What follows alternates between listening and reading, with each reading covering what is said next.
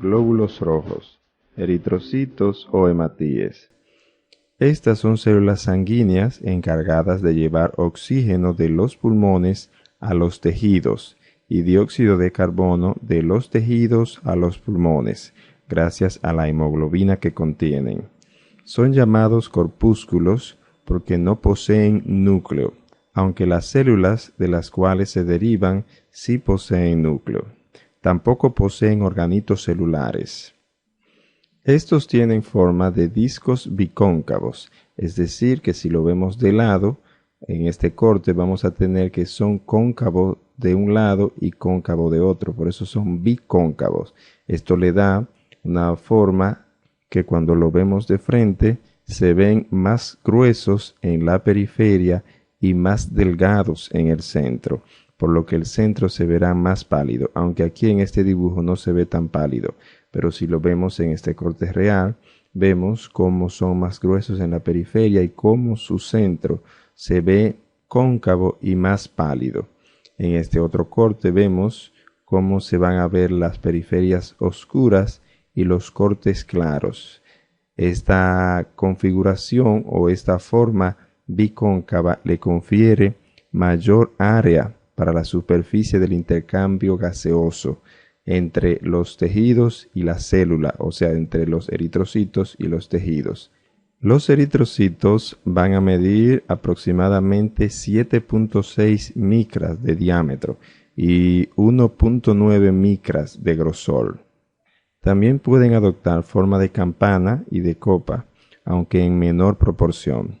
Son elásticos y pueden deformarse para pasar a través de los capilares pequeños. Son los elementos formes más abundantes de la sangre y en el hombre se encuentran alrededor de 5 millones por milímetros cúbicos y en la mujer unos 4 millones y medio por milímetros cúbicos.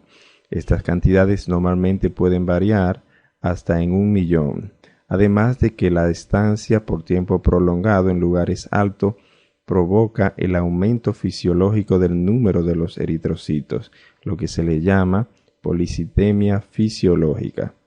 Tienen una vida promedio de 120 días, luego de lo cual son destruidos por macrófagos del vaso, médula ósea e hígado.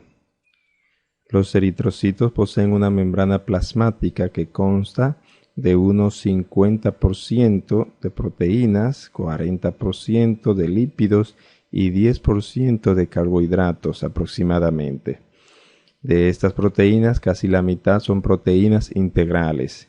Entre las proteínas periféricas se encuentran la espectrina y la actina, las cuales forman una red que actúan como citoesqueleto y se unen a las proteínas integrales por medio de la ancirina.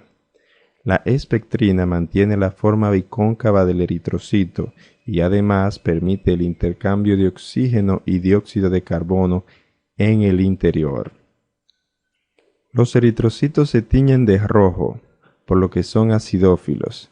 Estos se hacen evidente cuando se acumulan, ya que en frotis de sangre fresca los eritrocitos son de color amarillo verdoso pálido.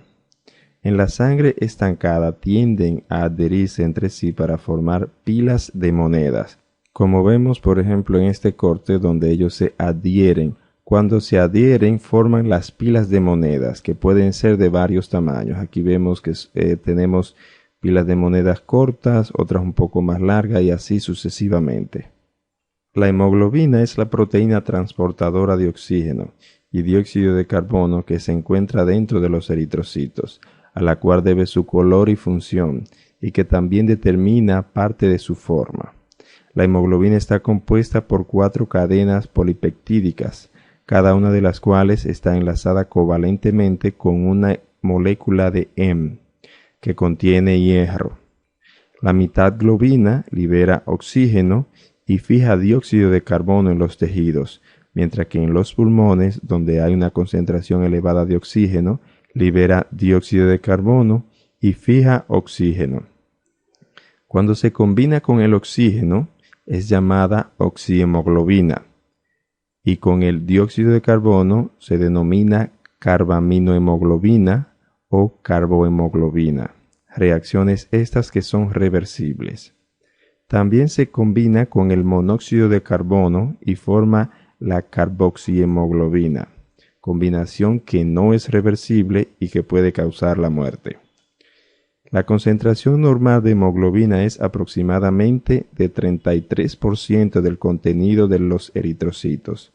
Cuando la concentración es baja, las células son pálidas, por lo que se le llama hipocrómicas. Cuando es normal, se le llama normocrómicas.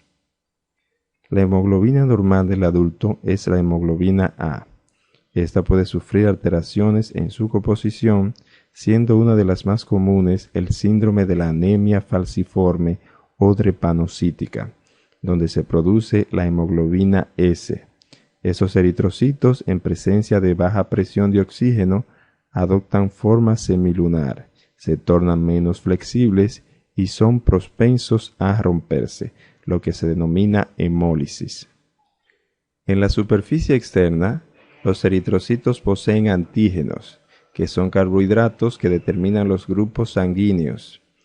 Entre estos antígenos tenemos el A, B y el RH, en base a los cuales se clasifican los grupos sanguíneos en A, B, AB y O, y en RH positivo o negativo. Estos intervienen en la aglutinación de los eritrocitos y son importantes en las reacciones de rechazo en las transfusiones sanguíneas. Hay estados patológicos que pueden provocar cambios en los eritrocitos, como la anisocitosis, en la que una gran cantidad de eritrocitos varían de tamaño, y la poiquilocitosis, cuando hay alteraciones en la forma de los eritrocitos. La anisocitosis, a su vez, se divide en microcitosis, cuando los eritrocitos son pequeños, de menos de 6 micras, y la macrocitosis o megalocitosis, cuando los eritrocitos son mayores que el tamaño normal. Es decir, se le llaman microcitos si son muy pequeños y macrocitos o megalocitos si son muy grandes. En los eritrocitos también podemos encontrar fragmentos nucleares llamados cuerpo de Howell-Jolly. Cuando los valores normales de eritrocitos por milímetro cúbico de sangre disminuyen, se produce un estado patológico conocido como anemia. Cuando aumentan por encima de los valores normales, se conoce como policitemia. Tanto la anemia como la policitemia también pueden ser fisiológicos. Por ejemplo, se produce la anemia fisiológica en las mujeres embarazadas, mientras que la policitemia fisiológica se produce en las personas que viven por mucho tiempo en lugares altos, como en montañas.